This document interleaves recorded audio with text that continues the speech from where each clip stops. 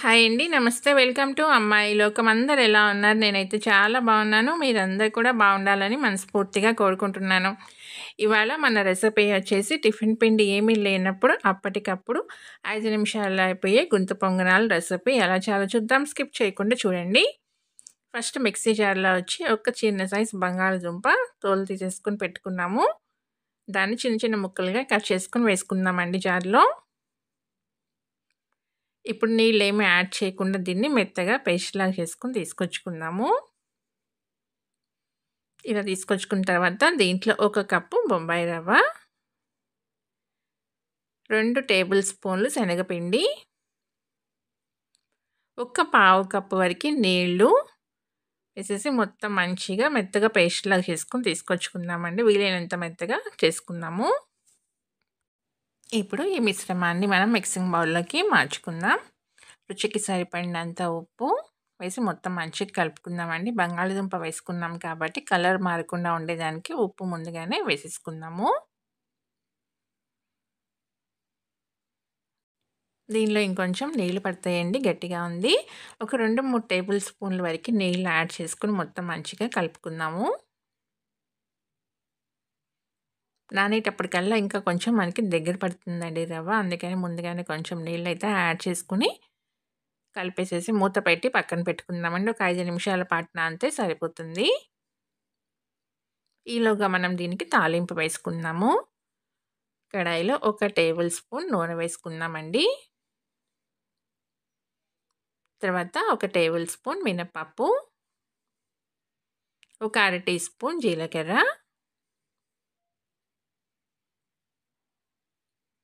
అర tea spoon ఆవాలు, కొంచెం ఇంగువ. మనకి ఇవన్నీ చక్కగా ఫ్రై అయిపోయిన తర్వాత ఒక టీ స్పూన్ సన్నగా తరిగిన అల్లం ముక్కలు, మీరు కావాలంటే తురిమి కూడా వేసుకోవచ్చండి అల్లం ముక్కలు, సన్నగా తరిగిన కరివేపాకు కొంచెం,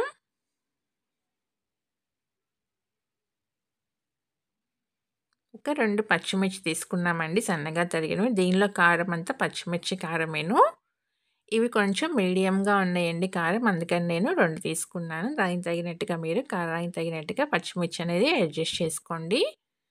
తర్వాత ఒక పెద్ద ఉల్లిపాయని సన్నగా తరిగి పెట్టుకున్నాం, దాన్ని కూడా వేసేసుకుందాము. ఉల్లిపాయ మనకి మగ్గితే చాలండి, ఎక్కువగా డీప్ ఫ్రై అవ్వాల్సిన పని లేదు.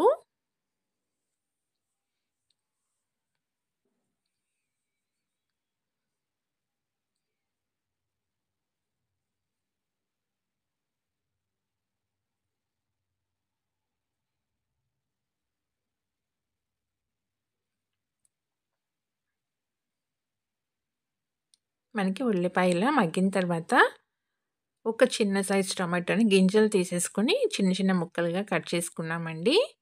టొమాటో వేసిన తర్వాత ఇంకెక్కువగా ఫ్రై చేయకూడదనమాట. అప్పుడే మనకి మెత్తపడకుండా ఉంటుంది. టొమాటో అనేది క్రంచీనెస్ పోకుండా ఉంటుంది. సన్నగా తరిగిన కొత్తిమీర కొంచెం వేసుకొని స్టవ్ అయితే ఇంకా ఆఫ్ చేసేసుకుందామండి. మనకి టొమాటో వచ్చి దీంతో ఉల్లిపాయ ముక్కలతో పాటు వేగకూడదనమాట, మెత్తపడకూడదు. అప్పుడే మనకి తినేటప్పుడు బాగుంటుంది టేస్టీగా. ఇప్పుడు మనకి రవ్వ నానుంటుందండి, చూద్దాము. చూసారు కదా, ఇంకొంచెం దగ్గర పడింది. ఇంకా నీళ్ళు కానీ ఏం యాడ్ చేసుకోవద్దండి. కన్సిస్టెన్సీ మనకి కరెక్ట్‌గా ఉంది, ఇలానే ఉండాలి.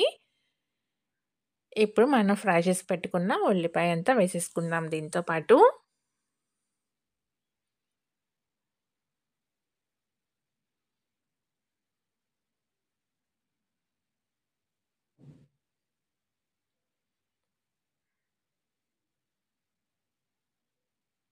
ఇదంతా చక్కగా కలిపేసుకుందామండి.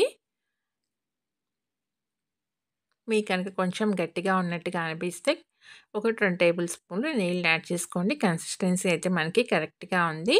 ఒక చిటికెడు వంట సోడా వేసుకొని కలుపుకుందాము. గుంత పొంగనాలు మనకి సాఫ్ట్‌గా చక్కగా పొంగుతాయండి కుకింగ్ సోడా వేసుకోవటం వల్ల. ఇప్పుడు గుంత పొంగనాల పెనం పెట్టుకొని అన్నిట్లోనూ కొంచెం కొంచెంగా మనం నూనె వేసుకున్నాము. అన్నిట్లోనూ కొంచెం కొంచెంగా పిండి వేసుకుందామండి. మరీ పైదాకా వేసుకోకుండాను, ఉడికేటప్పటికల్లా మనకి పైకొచ్చేస్తుంది.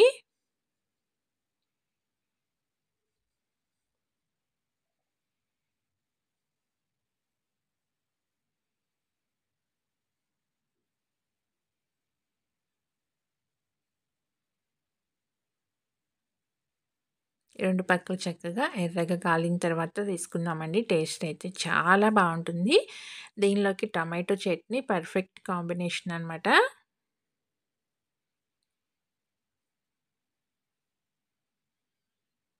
చూసారు కదా! ఒక పక్క మనకి చక్కగా వేగింది. రెండో పక్కకు కూడా దీన్ని మార్చుకుందాం.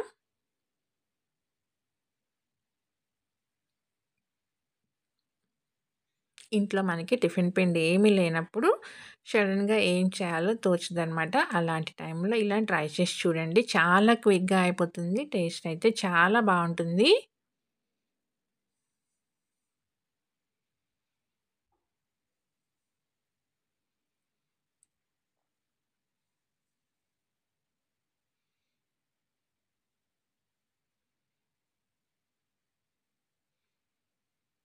మనకి ఒక పక్క ఫ్రై అయిన తర్వాత ఈజీగా వచ్చేస్తుందండి.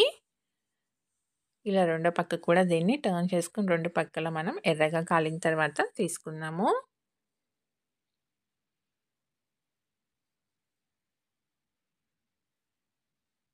చూసారు కదా! 2 పక్కలు చక్కగా వేగిపోయినియి తీసేసుకుందామండి. అన్నీ ఇలానే రెడీ చేసేసుకుందాము.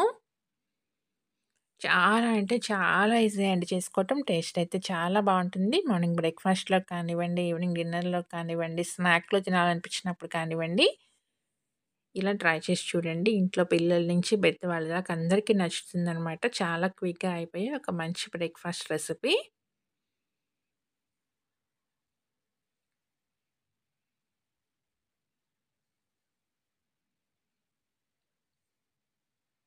తప్పకుండా ట్రై చేసి చూడండి. మీకెలా వచ్చిందో కూడా నాకు తప్పనిసరిగా కామెంట్ చేయండి.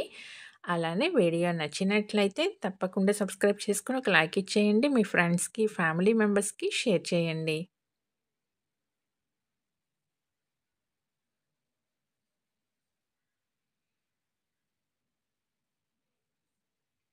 చూసారు కదా!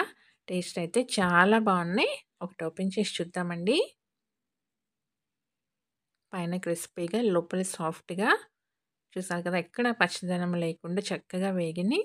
తప్పకుండా ట్రై చేసి చూడండి. టేస్ట్ అయితే అదిరిపోయిందనమాట.